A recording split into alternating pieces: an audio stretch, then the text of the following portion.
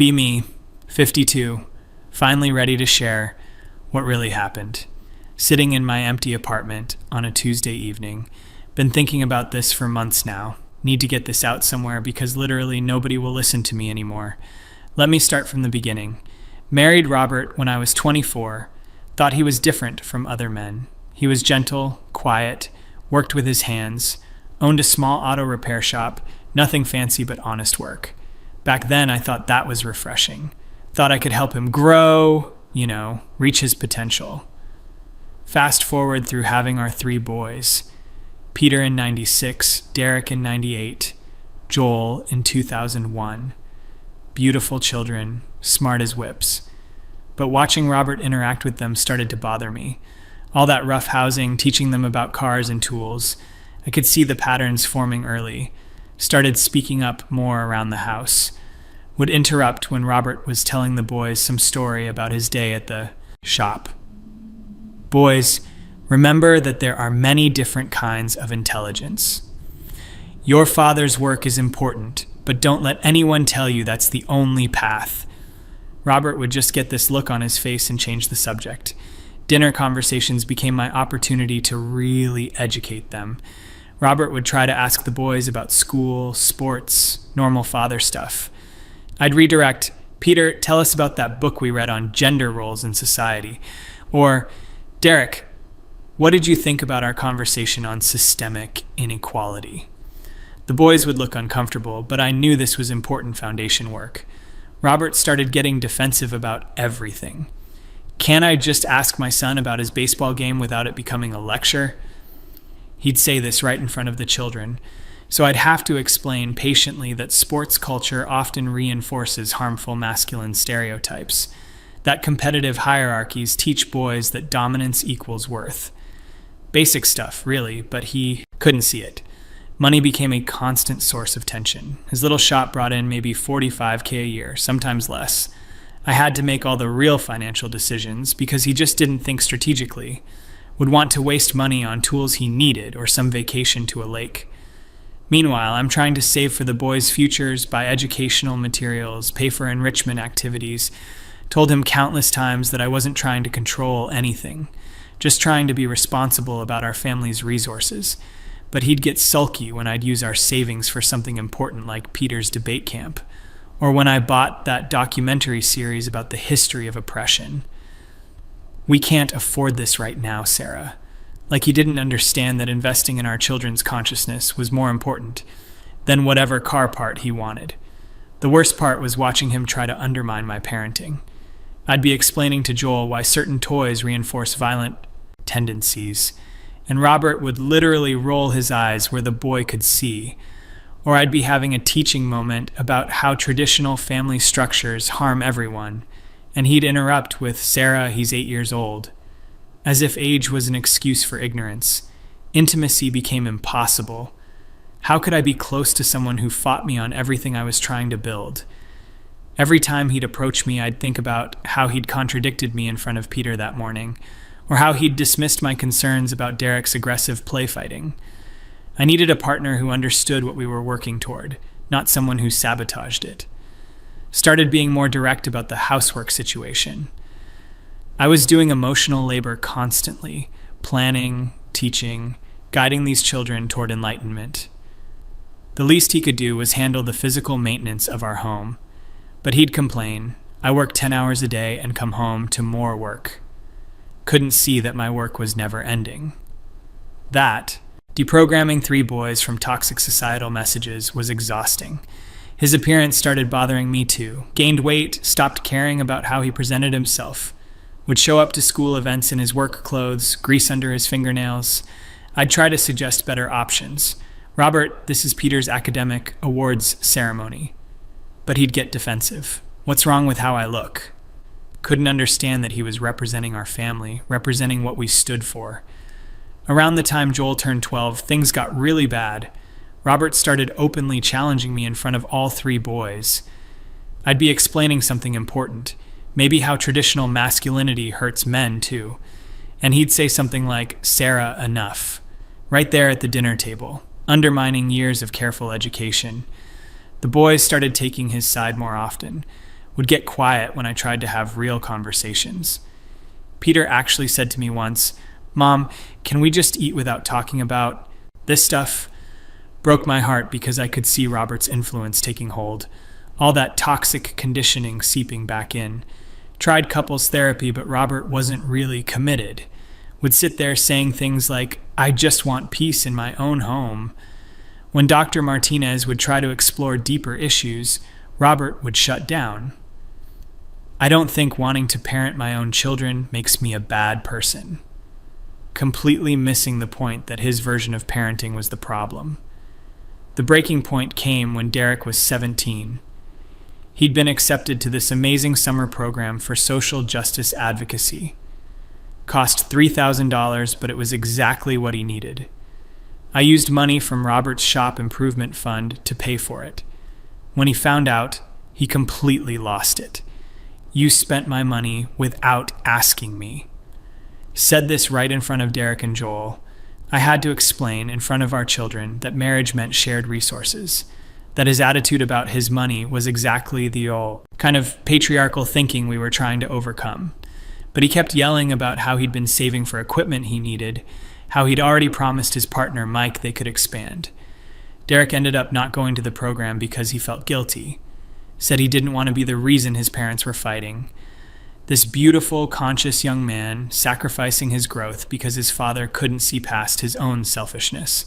By the time Joel was 15, Robert had basically checked out, would come home, eat dinner in silence, disappear to the garage. Boys would follow him out there, and I'd hear them laughing about something, probably undoing all the progress we'd made during the day. When I'd try to address this with Robert, he'd say things like, "I'm tired, Sarah. I'm tired of everything being wrong. I'm tired of being wrong." This passive-aggressive way of making me the villain for trying to grow our family. The divorce came when I finally realized he was never going to change. I'd spent 18 years trying to help him become the partner and father our children deserved. But he was too set in his ways, too comfortable with traditional dynamics. Thought the boys would understand once they got older. Thought they'd appreciate what I was trying to do. Thought they'd see how much better off they were without his influence holding them back. But something went wrong. Peter calls me maybe twice a year now. Derek hasn't spoken to me since my birthday last year. Joel blocked my number completely about 6 months ago. Tried reaching out through email, social media, nothing works. Finally cornered Peter at his apartment building last month. That conversation, I keep thinking about it. "Peter, sweetheart, I don't understand what's happening with our family." He looked at me like I was a stranger. "Mom, do you really not get it?" "Get what? I dedicated my life to raising you boys right." "That's the problem. You dedicated your life to making sure we hated our father. Spent 2 hours in that parking lot while he told me things I couldn't believe. Said he remembered every dinner where I'd lecture us about how Dad represented everything wrong with men. Said I made them feel ashamed for wanting to be like their father. Said they watched me destroy him piece by piece. Peter, your father needed to grow. He was stuck in patterns that would have limited all of you. Mom, he was the kindest person we knew. He worked every day to provide for us, and you made him feel like garbage for it. He was holding you back from developing critical consciousness about gender and power. He was teaching us how to change oil and how to treat people with respect. You taught us that wasn't enough. Tried to explain about the bigger picture, about systems of oppression, but Peter got angry in a way I'd never seen. You want to know what I remember most? Coming downstairs Christmas morning when I was 9. Dad had stayed up all night building Joel's bike. His eyes were red, he was exhausted, but he was so excited to see Joel's face. And you said right there in front of us, "I wish you put this much effort into examining your privilege." Dad's face just fell on Christmas morning because you couldn't let him have one moment. That wasn't how I remembered it at all. I was trying to use a teachable moment about consumerism and gender expectations around gift giving, but Peter made it sound like I'd been cruel. Every family dinner you turned into a classroom where Dad was the example of what not to be. Every time he tried to connect with us, you'd redirect it into some lesson about toxic masculinity. We couldn't just be kids with a dad who loved us. Everything had to be filtered through your ideology. Told Peter he was misremembering, that his father's influence was making him see things wrong. That's when he really lost it. My father's influence? Mom, you want to know what Dad's influence was? He never said a bad word about you. Not once. Not even after the divorce. We'd ask him why you treated him like that, and he'd say, "Your mother loves you boys. That's what matters."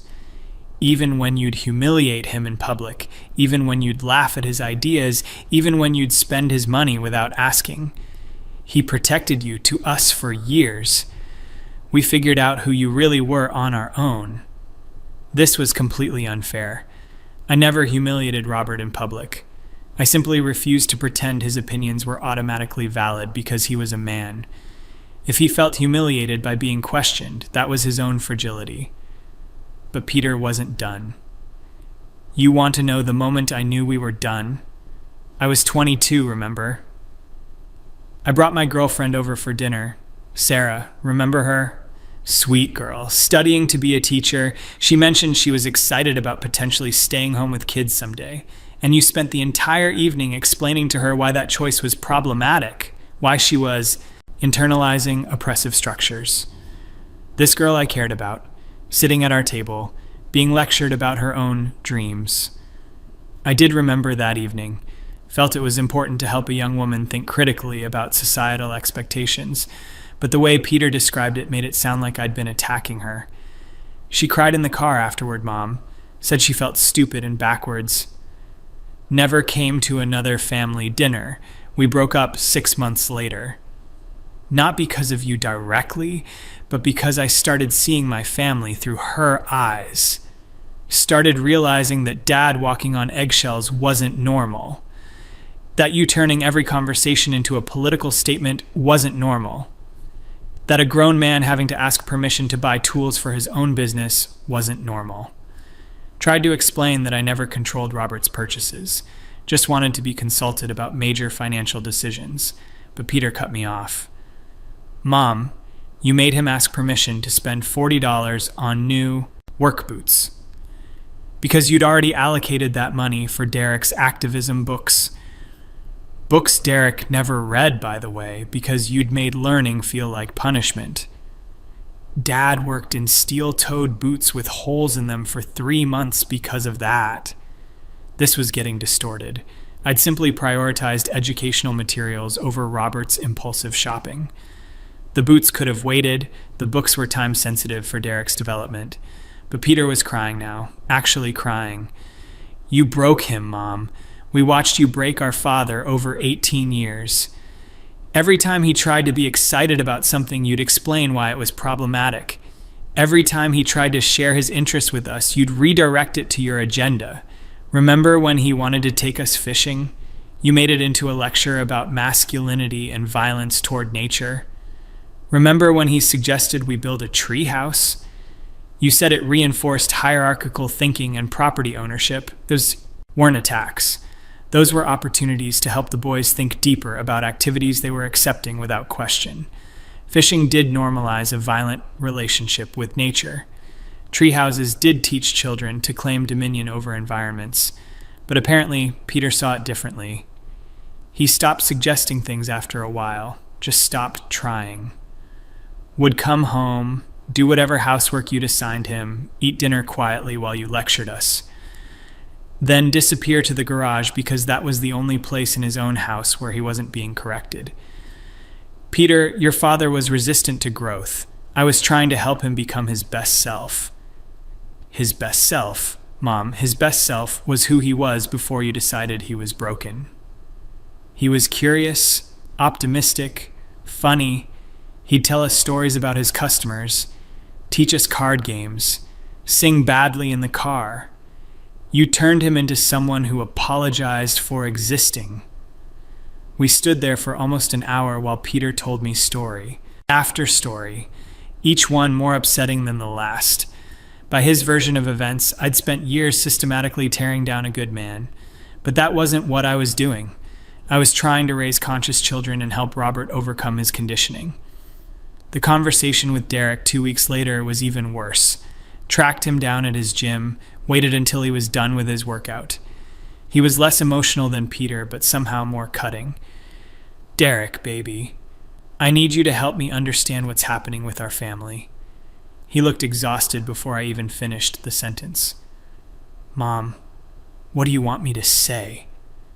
"I want you to explain why you boys have shut me out. I gave everything to raise you right." Raised us right? Or raised us to hate ourselves? Spent 20 minutes trying to explain my parenting philosophy.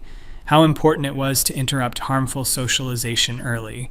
How I'd sacrificed to give them critical thinking tools their peers didn't have. Critical thinking tools? "Mom, you taught us that everything Dad loved was stupid. That wanting to work with our hands made us lesser. That being excited about sports meant we were buying into toxic competition. That asking a girl on a date meant we were participating in oppressive gender roles." None of that was true. I'd simply wanted them to examine these things thoughtfully instead of accepting them blindly. "Derek, I taught you to question, not to hate. You taught us to question everything except you. Every opinion that wasn't yours was internalized oppression or patriarchal conditioning. Dad couldn't have a preference for action movies without it becoming a discussion about violence culture. Joel couldn't want to play football without a lecture about masculine aggression. I couldn't be excited about getting my first job without hearing about how wage labor exploited the working class." Derek was getting agitated now, his voice rising. "You made everything political, Mom. Everything." Christmas was about capitalism and gender roles. Our birthdays were about consumerism and individualism. Going to the zoo was about animal exploitation. Dad suggesting pizza night was about processed foods and class privilege. These weren't attacks on family activities. These were opportunities to live more consciously, to make choices aligned with our values. But Derek wasn't done. "You want to know what I remember most? I was maybe 10 years old.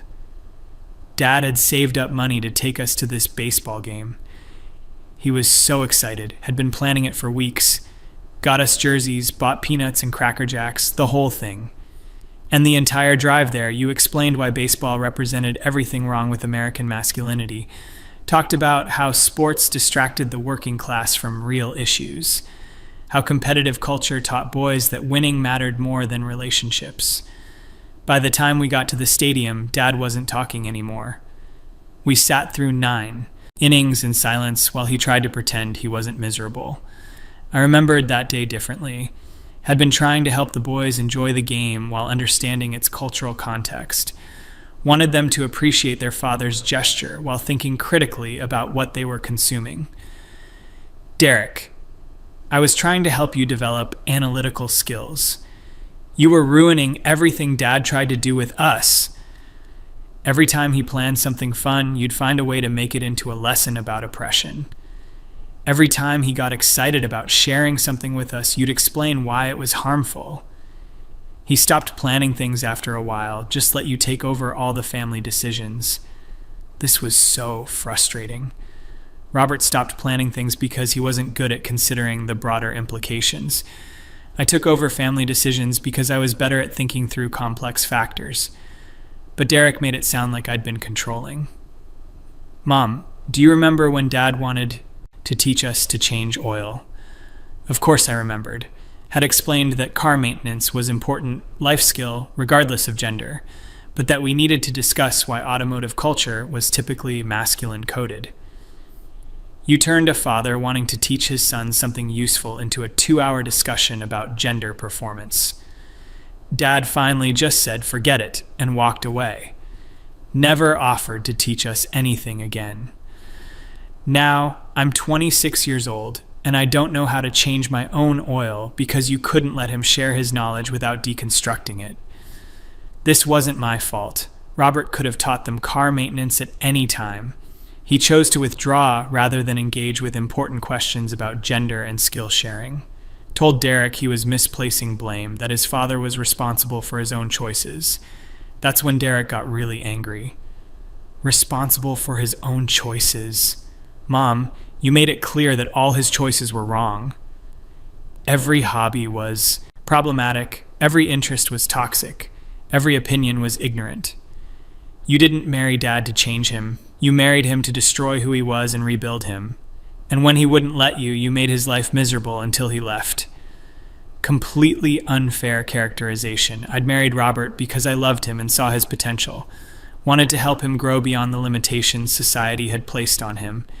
Derek, your father was stuck in patterns that would have limited all of you. What patterns? Working hard, loving his family, wanting to share his interests with his sons. Those aren't limitations, Mom. Those are gifts. Gifts you taught us to reject because they came from someone you'd decided was broken.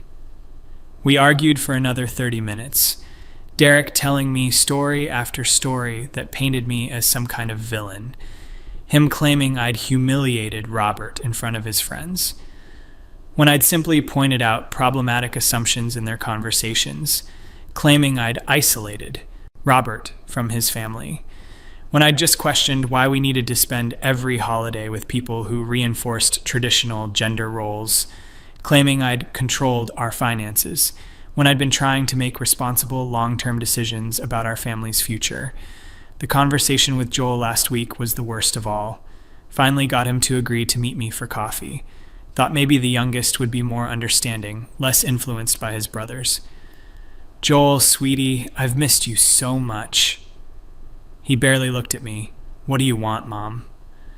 I want to understand what happened to our relationship. We used to be so close. We were never close. You just thought we were because I stopped arguing with you. This hit me like a physical blow. Joel and I had spent hours together when he was younger, reading together, discussing important topics, working through his thoughts and feelings. Joel, those conversations we had about social justice, about equality, those meant everything to Shaw. Those weren't conversations, Mom. Those were lectures. I was 8 years old and you were explaining patriarchy to me. I was trying to help you understand the world. You were trying to make me hate my own father. Sat there while my youngest son told me how I'd poisoned him against Robert, how I'd made him feel ashamed of natural impulses and interests, how I'd turned every interaction with his father into a source of guilt. Remember when Dad taught me to ride a bike? Of course I remembered. Beautiful father-son moment that I'd used to discuss gender expectations around risk-taking and physical competence. I fell off and scraped my knee. Dad picked me up, cleaned the cut, told me I was brave. And you said, Joel, notice how Daddy expects you not to cry because you're a boy. That's how the patriarchy teaches men to disconnect from their emotions. I was 7 years old with a bleeding knee and you made it about your politics. This was so unfair. I'd been trying to help Joel process that experience without internalizing harmful messages about emotional expression. But Joel wasn't done. Dad just looked at you like you'd slapped him. Here he was, trying to comfort his hurt child, and you made him the enemy, made both of us feel like there was something wrong with the moment we were sharing. Joel, I was trying to help you develop emotional intelligence. No, you were trying to prove Dad was toxic. And you did it constantly. Every hug, every conversation, every moment of connection between us. You'd find a way to explain why it was problematic.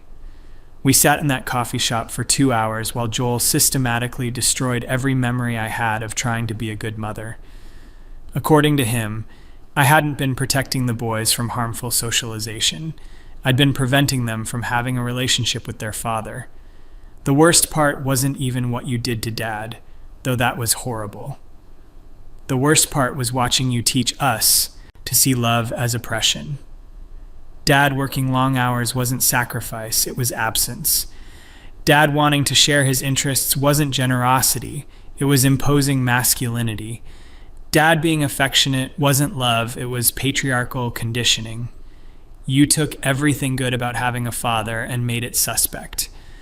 Tried to explain that I'd been trying to help them have a more conscious relationship with gender roles.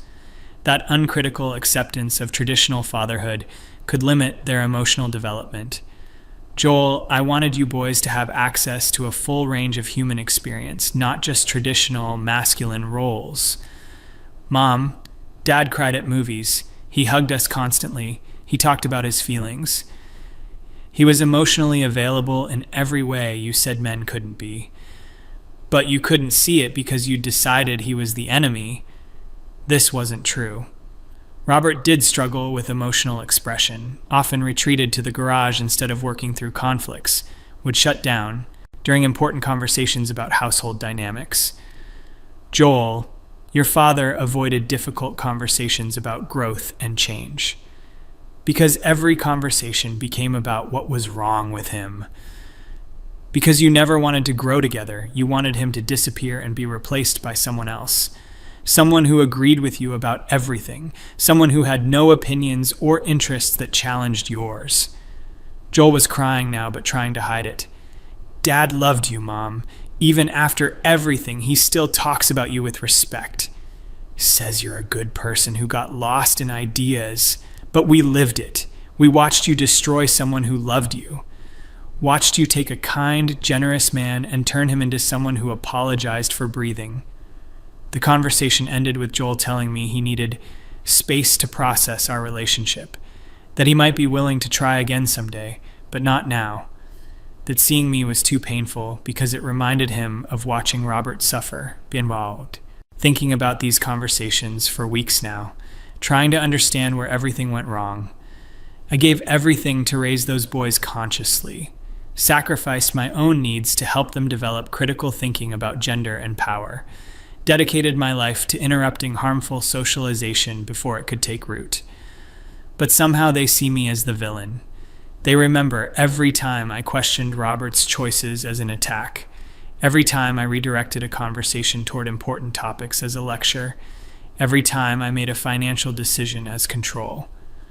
They remember their father as kind and loving, remember me as critical and demanding. Maybe I was too direct sometimes. Maybe I could have been gentler in how I presented important concepts, but I was trying to prepare them for a world that would try to shape them into oppressors. Now I'm sitting here alone while my 3 sons visit their father every weekend, while they call him multiple times a week, while they remember him with love, and me with resentment. Robert has a girlfriend now, someone simple who probably never challenges him to grow. The boys love her, say she's good for Dad, probably because she lets him stay comfortable in his old patterns. Keep thinking about what Peter said about actions and consequences, about how my ideology didn't prepare me for this. But that's not fair. My principles were sound. My goals were pure. I wanted my sons to be conscious men who understood systems of oppression. Instead, they've rejected everything I tried to teach them, chosen their father's simple worldview over the complex understanding I offered, chosen comfort over consciousness. Maybe someday they'll understand what I was trying to do. Maybe they'll appreciate the foundation I tried to build. Maybe they'll forgive me for being imperfect in my methods. But right now, I'm alone, and I don't understand how trying to raise conscious children and help my husband grow ended with everyone I love turning against me, sitting here wondering if there was another way, wondering if I could have been less direct, more patient, wondering if my sons will ever see that everything I did came from love, wondering why love wasn't enough.